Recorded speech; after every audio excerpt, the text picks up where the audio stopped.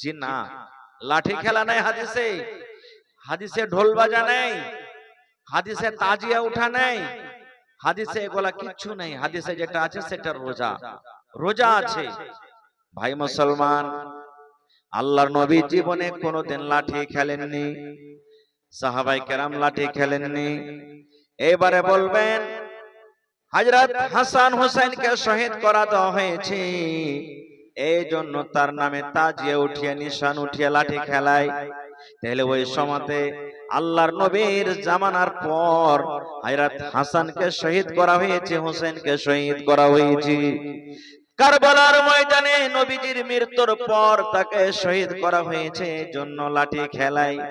এই মুসলমান, চাঁদের 10 তারিখে, মুহররমের চাঁদের 10 তারিখে হযরত হোসেন রাদিয়াল্লাহু তাআলা আনহু নবীজির একটা লাঠি, এই লাঠি যখন শহীদ হয়নি, নবীজি যখন বেঁচে ছিলেন তখন নবীজি চাঁদের 10 তারিখ পেয়েছিলেন, এবং ওই চাঁদের 10 তারিখে রোজা না রেখে, রোজা লাঠি না খেলেন, নবীজি রোজা রেখেছিলেন।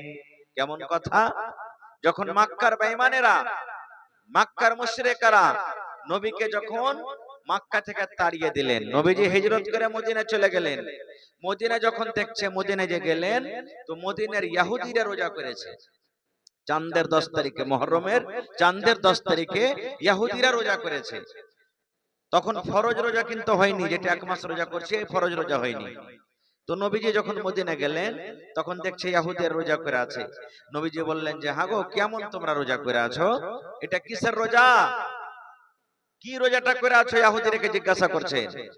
এবার ইহুদিরা বলতে লাগলো, আল্লাহর নবী গো, আজকে আমরা রোজাটা করেছি খুশির রোজা করেছি, আজকে আমরা শুকরানার রোজা করেছি, খুশির রোজা আমরা করেছি। আল্লাহর নবী বললেন, হে আল্লাহর বান্দারা, কেমন তোমরা খুশির রোজা করেছো, তোমরা কি একটু জানাবে না? এবারে ইহুদিরা বলতে লাগলো, নবীজি, আল্লাহ রাব্বুল আলামিন আজকের দিনে, আজকের সময়টাতে, এই মুহররমের চাঁদের 10 তারিখে আল্লাহ রাব্বুল আলামিন ফেরাউনের হাত থেকে আল্লাহ মুসা নবীকে বাঁচিয়ে নিয়েছিলেন। মুসা নবী তার কওমকে নিয়ে ফেরাউনের হাত থেকে বাঁচবো বলে এবার বাড়ি ঘর ছেড়ে নিজের কওমকে নিয়ে চলে গেলেন। যেতে যেতে যেতে যেতে যেতে যেতে সামনে নীল দরিয়া পড়ে গেল, আর ফেরাউন বাদশা নিজের লাই লস্কর নিয়ে তাড়তে তাড়তে তাড়তে তাড়তে নীল দরিয়া পর্যন্ত পৌঁছে গেল। এবারে কিন্তু মুসা নবী ধরা পড়ে যাবেন, এবং মুসা নবীর সাথে যতটি মুসলমান আছে তারাও কিন্তু ধরা পড়ে যাবে। একবারে ঘোড়াতে চড়ে খম খম খম খম করে ফেরাউন চলে আসছে। এইবারে তখন মুসা নবীর কওম যারা ছিলেন বনি ইসরাইল, তারা বলতে লাগলেন, হে মুসা, তুমি আমাদেরকে কোথায় নিয়ে এসেছো? আমরা যদি ফেরাউনের বাড়িতে থাকতাম তাহলে কিন্তু আমরা মায়ের খেতাম, কাম কাজ করতাম, পেটে দুটা দানা পাচ্ছিলাম, এবং আমরা তার বাড়িতে কিন্তু আমরা আরামে থাকতাম। আজকে দেখো আমরা মরে যাব, আজকে আমরা শেষ হয়ে যাব। আগে সমুদ্র আছে, যদি সমুদ্রে আমরা পার করতে যাই ডুবে মরে যাব, এত পানি আছে। আর যদি এখানে দাঁড়িয়ে থাকি তাহলে ফেরাউন দেখো দৌড়িয়ে চলে আসছে, আমাদেরকে মেরে দেবে।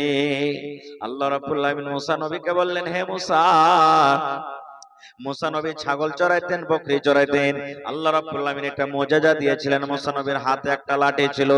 আল্লাহ রাব্বুল আলামিন মুসা নবীকে বললেন, মুসা, তুমি এই সমুদ্রে তুমি একটা বাড়ি মারো, একটা লাঠি মারো, তোমার জন্য পানি দুদিকে হটে যাবে, আর আমি আল্লাহ রাব্বুল আলামিন তোমার জন্য কিন্তু আমি রাস্তা বানিয়ে দেব। আল্লাহ রাব্বুল আলামিনের আদেশে এবারে মুসা নবী যেমন সমুদ্রে লাঠি মেরে দেওয়া, সমুদ্রে যেমন লাঠি মারলো দুদিকে পানি হয়ে গেল, আর মধ্য দিয়ে রাস্তা হয়ে গেল। মুসা নবী নিজের কওমকে বলছেন, হে আল্লাহর বান্দারা, তাড়াতাড়ি করে তোমরা এই সমুদ্র পার হয়ে যাও, আল্লাহ রাব্বুল আলামিন রাস্তার ব্যবস্থা করে দিয়েছেন।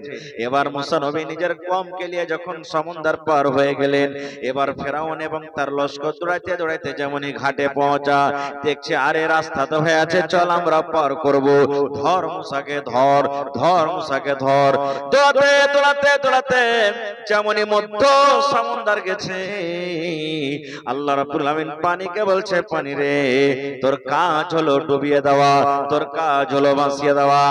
এই পানি, আমি তোকে সৃষ্টি করেছি আল্লাহ রাব্বুল আলামিন বলি, পানি রে এই নাদানে শয়তানকে, এই ফেরাউনকে তুমি ডুবিয়ে মেরে দাও, পানিতে ডুবিয়ে দাও, পানি তুমি জমা হয়ে যাও, রাস্তাটাকে বন্ধ করে দাও।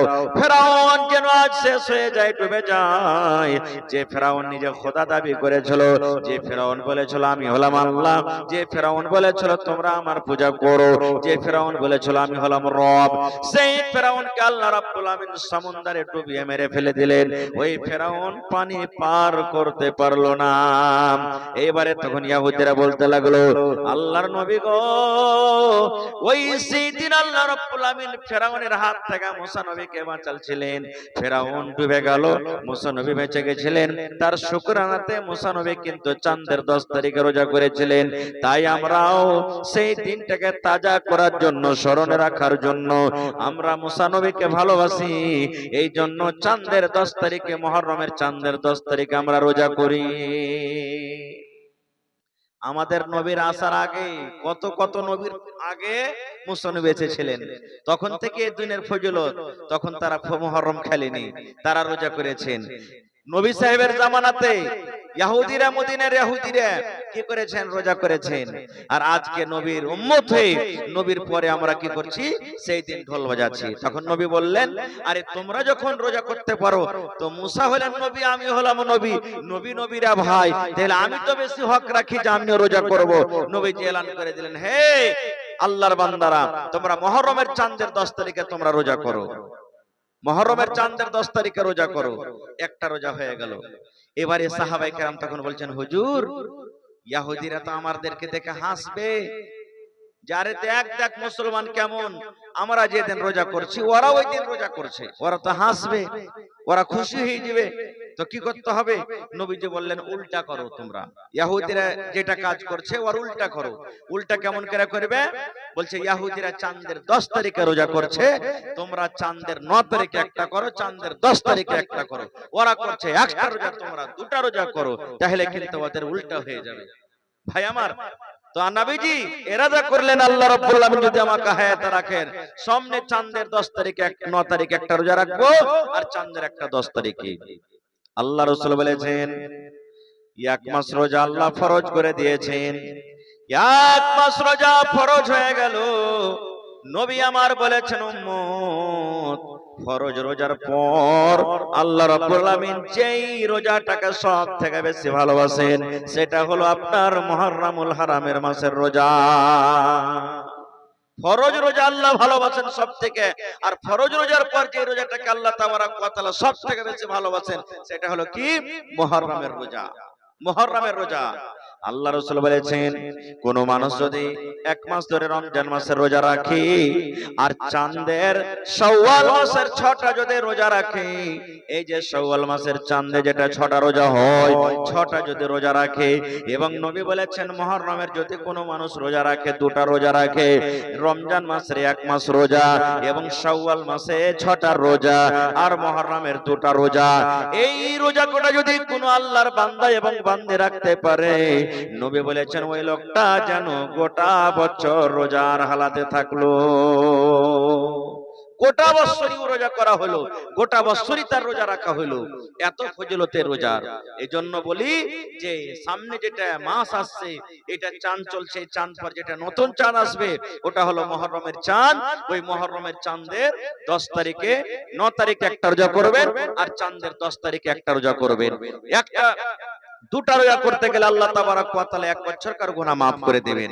আর খবরদার ভাই লাঠি খেলবেন না, খুব খবরদার ভাই ঢোল বাজাবেন না, খবরদার বাঁশি বাজাবেন না। এখনকার জানেন মুসলমানের অবস্থা কি?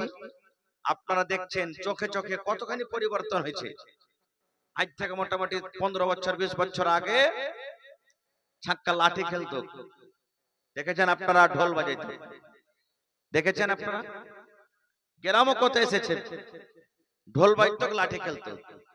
এইবারে আস্তে আস্তে আস্তে 2, 4, 5 বছর আগে থেকে কি হলো? একটা বাঁশি বাজতে লাগলো। ওটাকে কি কয়? পুপু করে বাঁশি বাজান একটা মহরমের টাইমে, ব্যাংক বাসি নয়, কেসিয়ার না কি কয় হবে, কেসিও, হ্যাঁ কেসিও বাজতে লাগলো। এইবারে আস্তে আস্তে আস্তে আস্তে আস্তে এবারে তখন কি হইতে লাগলো, গাড়িতে করে ডিজে নিয়ে বেড়াতে লাগলো। এখন ডিজে নিয়ে বেড়াতে লাগলো। এখন এখন লাঠি খেলা যেমন তেমন ডান্স করা বেশি, দারু খেয়ে মদ খেয়ে ডান্স করছে। এইবারে এই বছর যেটা গত বছর যেটা চলে গেল, হযরত হোসেন রাদিয়াল্লাহু তাআলা নাউযুবিল্লাহি মিন জালিক, তার মূর্তি বানিয়ে করে গাড়িতে নিয়ে বাড়ি। আপনারা দেখলেন এই গত বছর। তাহলে দেখেন যদি ইবাদত যদি হতো, আল্লাহ রাসূল বলে, আল্লাহ তাআলা কোরআনে বলেন যে আমি দ্বীনকে পুরো করে দিয়েছি, দ্বীন আর আধুরা নাই, ইসলাম দ্বীন মুকাম্মাল হয়ে গেছে। তো যদি দ্বীনের ভিতরে এটা থাকতো তাই রাসূল করেননি, সাহাবায়ে কেরাম করেননি, তাবে তাবিন করেননি, এখন কোথা থেকে পেলিলে? আর যদি পাইলে তাহলে কিন্তু প্রত্যেক দিন কিছু না কিছু বাড়িতে আছে কেন? এর মানে বোঝা গেল এটা দ্বীন নয়।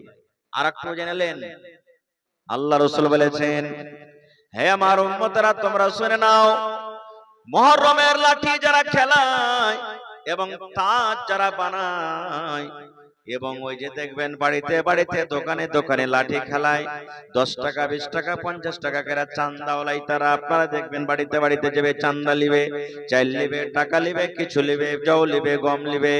আল্লাহ রাসূল বলেছেন এটা দেওয়া গুনার কাজ, এটা দেওয়া পাপের কাজ।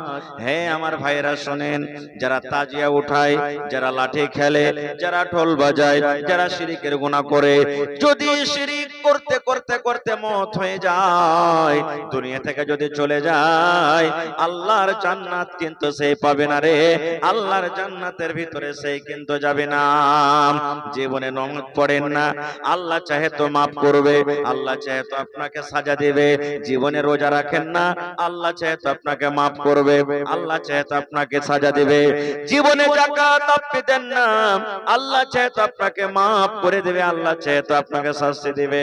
কিন্তু যদি কোনো মানুষ শিরক করে মরে যায়, যদি কোনো মানুষের শিরকের হালাতে মওত হয়ে যায়, আর মরার আগে আগে যদি তওবা না করে, তাহলে ওই লোকটা আল্লাহ রাব্বুল আমিনের জান্নাত কিন্তু যাবে না, ওই লোকটা আল্লাহর জান্নাত পাবে না রে, আল্লাহর জান্নাত পাবে না, আল্লাহর জান্নাত পাবে না ও যদি শিরকের হালাতে যদি মওত হয়ে যায়।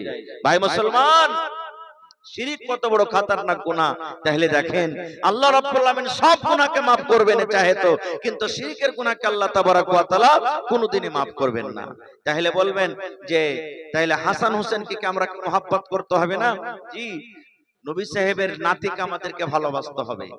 হযরত জিবরিল আলাইহিস সালাম একদিন নবীর পাঞ্জরে বসে আছেন, গল্প সল্প করছেন, আর হযরত হোসেন রাদিয়াল্লাহু তাআলা আনহু ছোট বাচ্চা নানির পাঞ্জরে বসেছিলেন, কাঁদতে কাঁদতে হঠাৎ করে নবীর পাঞ্জরে এসে বসে গেলেন, ছোট বাচ্চা কাঁদতে কাঁদতে। এবার হযরত জিবরিল আলাইহিস সালাম তখন নবীকে বলছেন, হুজুর এটা কে? এবার নবীজি বললেন, জিবরিল এটা হলো আমার নাতি। হযরত জিবরিল বললেন, নবী গো আপনার নাতিকে কত ভালোবাসেন আপনি, কত মহব্বত করেন, কত মায়া দেন, কত প্যার করেন। নবী আমার বললেন, হে জিবরিল আমার নাতি হোসেনকে আমি এত ভালোবাসি, হাসানকে এত ভালোবাসি রে, যে আমার নাতিকে ভালোবাসে সে নবী যেন আমাকে ভালোবাসলো, যে আমার নাতিকে প্যার করে সে যেন আমাকে প্যার করলো, আমার নাতির সাথে যে মহব্বত রাখি সেই যেন আমি নবী আমার সাথে মহব্বত রাখি। আর যারা আমার হোসেনকে কষ্ট দেয়, আমার হাসানকে কষ্ট দেয়, আমার নাতিকে দেখে যারা নফরত করে, সেই যেন নবী আমাকে সেই কিন্তু ভালোবাসলো না। রাসূল নিজে বলেছেন যে আমার নাতিকে ভালোবাসে সেই জন্য আমাকে ভালোবাসলো, আর যে আমার নাতিকে ভালোবাসলো না সেই জন্য আমাকে ভালোবাসলো না। কথাটা বলে দেওয়ার পর এবারে তখন জিবরিল ফেরেশতা বলছেন, নবীজি একটা খবর কি আপনি জানেন? বলছে কি?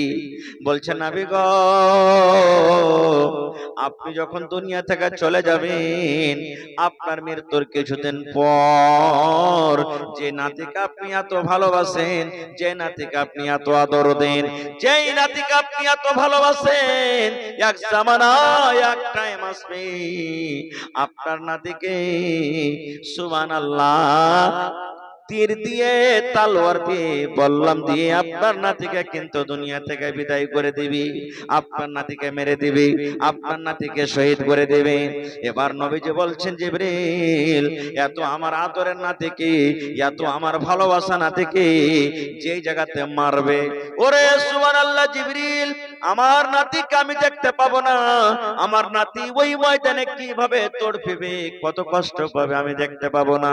কিন্তু জিবরিল একটা কাজ তুমি করো, যে জায়গাতে আমার নাতিকে মেরে দেওয়া হবে, যে জায়গাতে আমার নাতিকে মার্ডার করে দেওয়া হবে, ওই জায়গাটা কোথায় হবে, কেমন হবে, ওই মাটিখান কেমন হবে, জমিনটা কেমন হবে, তুমি আমাকে দেখিয়ে দাও।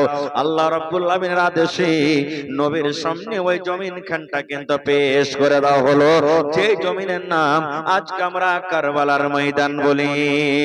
নারে তাকবীর। আজকে আমরা কারবালার ময়দান বলি।